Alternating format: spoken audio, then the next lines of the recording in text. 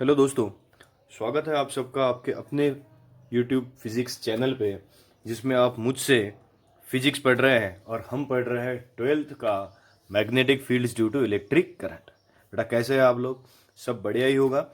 आज हम magnetic fields due to electric current का बहुत ही इंपॉर्टेंट और एक छोटा सा क्वेश्चन पढ़ने वाले हैं, लेकिन ये क्वेश्चन आपके स्टेट बोर्ड एग्जाम्स के लिए बहुत ही इंपॉर्टेंट है दोस्तों।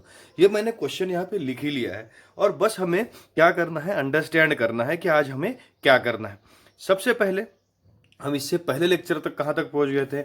हमने कैलकुलेशन कर दिया था कि what is magnetic field, what is magnetic force और मैग्नेटिक फोर्स कितना एक्ट होता है और मैग्नेटिक फील्ड कितनी स्ट्रांग होती है। इन दोनों के बारे में हमारा कैलकुलेशन हो गया था और बायोट सावर्ट लॉ भी हमने पढ़ लिया था, जिसका वैल्यू आया था हमारे पास μ0I/2πr। आज हम क्या करेंगे दोस्तों? आज हम एक बहुत इंपॉर्टेंट लेक्चर पढ़ेंगे जिसमें हम कैलकुलेट करेंगे force of attraction between two long current carrying parallel wires.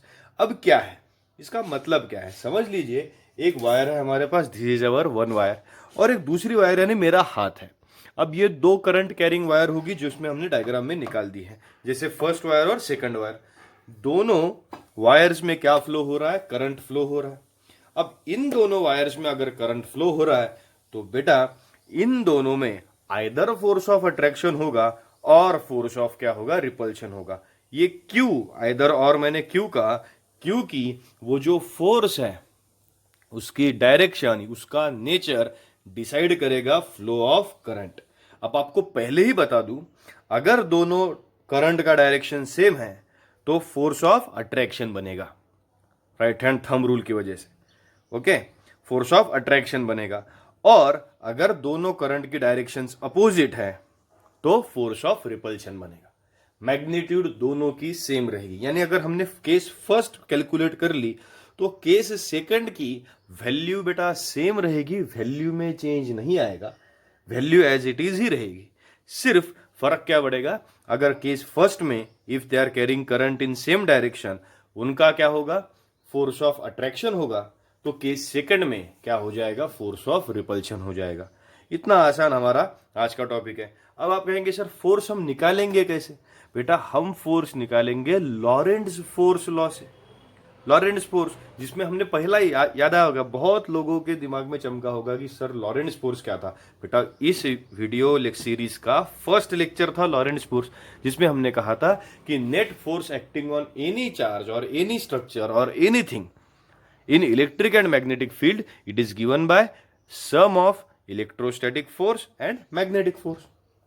हमने दोनों कह लिया था, तो बस हमें मैग्नेटिक फोर्स हमने निकाल लिया।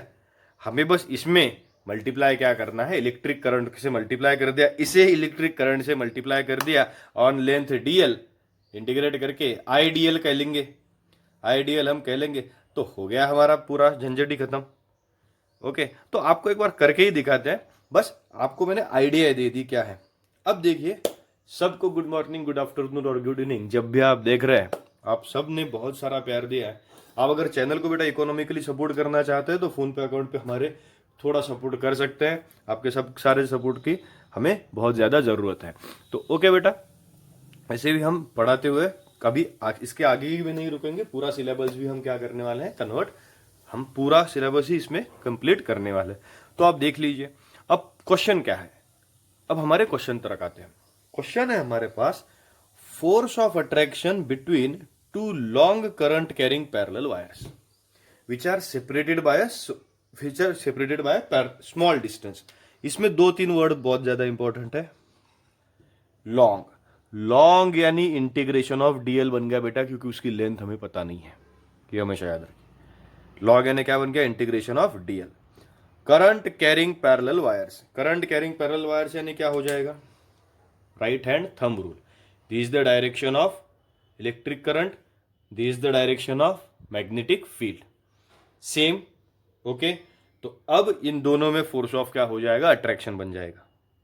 ओके, अब हमें दो केसेस पकड़ने पड़ेंगे। सबसे पहली केस हम लेंगे current carrying in same direction, current carrying in same direction. तो लिखना कैसे है पहले, क्योंकि मैं इसके बाद में क्या करूंगा, ये सब पूछ लूंगा और आगे का एक्सप्रेशन लिखूंगा। एक्सप्रेशन नहीं है, बस फॉर्मूला ही सेटअप करना है, बाकी कुछ हमें करना नहीं है। सबसे पहले case one, carrying current in same direction. Consider कर लीजिए two parallel wires, they are separated by distance D. अब डिस्टेंस डी क्यों पकड़ा है बेटा? जैसे बायट सावर्ट लॉ में हमारा डिस्टेंस था, वायर से डिस्टेंस था आर, था ना, तो हमने क्या कर लिया था, हमारा एक्सप्रेशन क्या था बायट सावर्ट लॉ का, mu 0 I upon 2 pi r, where r was the distance of point P from the wire. अब यहां से अगर मैं कंसीडर कर लूंगा कि समझ लीजिए फर्स्ट वायर से सेकंड वायर का डिस्टेंस कितना है, डी है, डिस्टेंस डी बन गया ना, यानी आर के बजाय यहां पे क्या आएगा, डी आएगा। हमने क्या किया है देखिए, magnetic field at second wire due to current I1 in the first wire.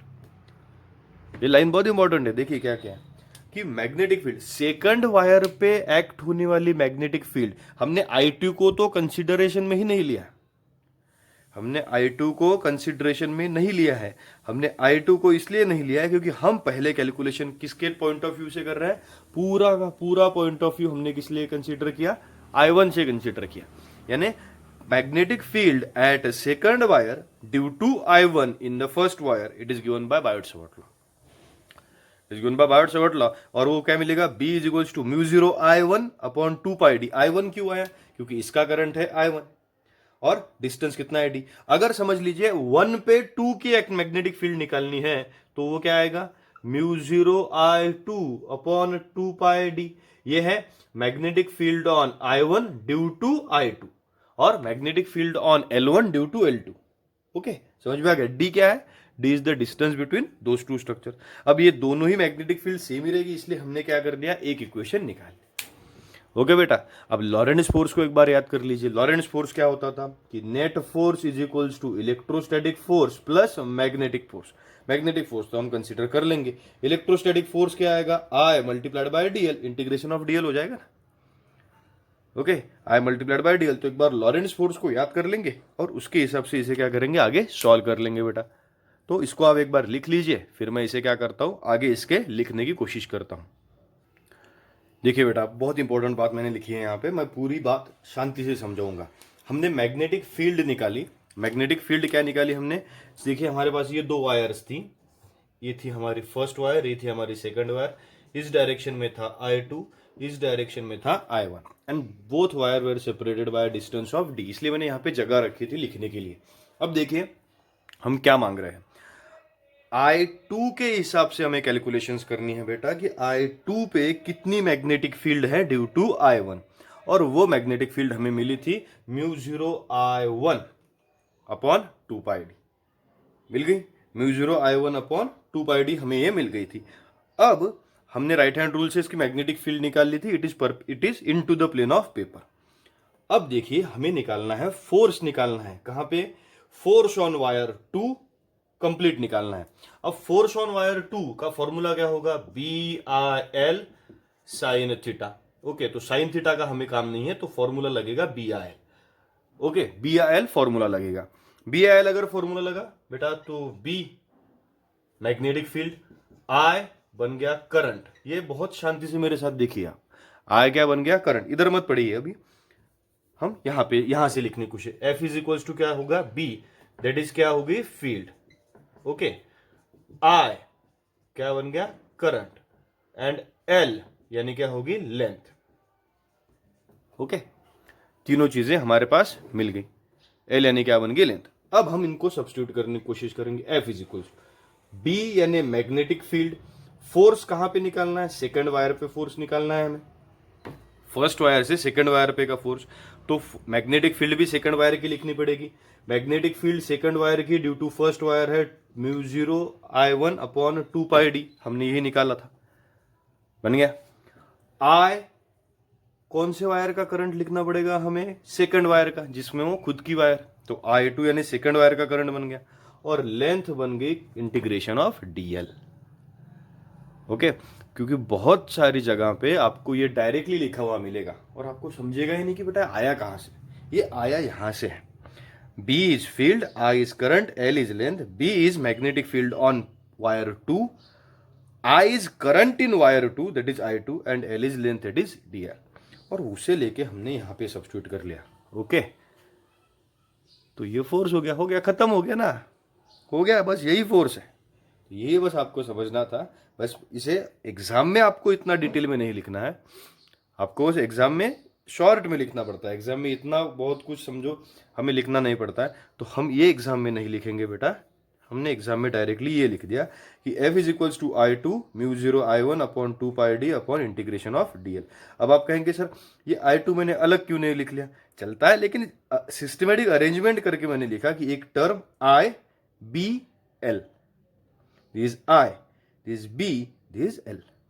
Okay, हम ये कह सकते हैं कि इस फोर्स की डायरेक्शन होती है हमेशा अट्रैक्टिव डायरेक्शन। और इसे एक बार निकाल लेते हैं अभी।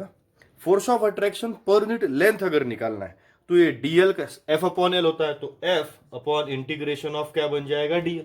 और इस फोर्स ऑफ अट्रैक्शन पर यूनिट लेंथ में क्या मिल जाएगा, यहाँ पे बचेगा क्या, I2 बचा, μ0 I1 अपॉन 2 पाई डी बचा, डीएल तो चला गया। तो इसे टेक्स्ट बुक में कैसा लिखा हुआ देता है, μ0 upon 2 pi I1 I2 upon D.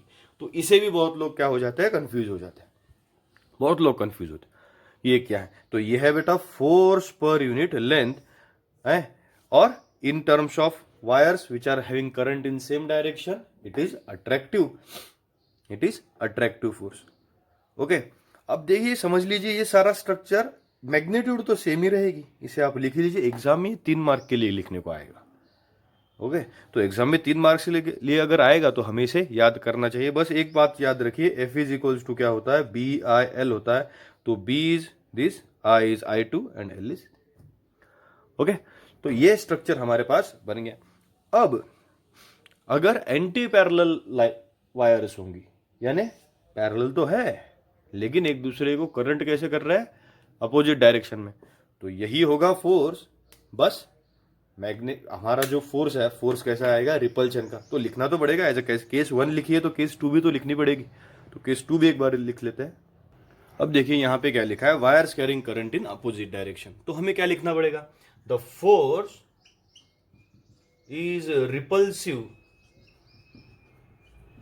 In nature. Now the force is repulsive in nature किसमें, between anti parallel, between anti-parallel currents and magnitude is, magnitude तो वही बनेगा कि I2 in bracket μ0 I1 upon 2 pi d integration of क्या बन जाएगा, dl। और and पर यूनिट लेंथ अगर मिलेगा तो repulsion per unit length calculated as repulsion for per unit length क्या मिलेगा हमें, डीएल फिर से इधर आ गया, तो μ0 upon 2 pi I1 I2 upon D.